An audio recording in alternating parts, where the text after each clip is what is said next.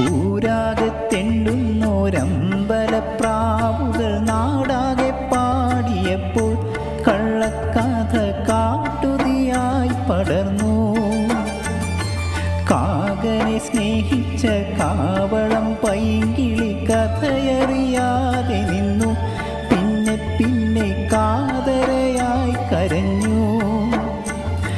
ആലോലം നീലപ്പൂങ്കാവിൽ നീലും പുള്ളിത്തൂവൽ ചിക്കിച്ചിഞ്ചിലം പുഞ്ചിരിച്ചു. കള്ളിപ്പൂങ്കുയിലെ കന്നിത്തേൻമൊഴിയിൽ കാതിൽ ചൊല്ലുമോ?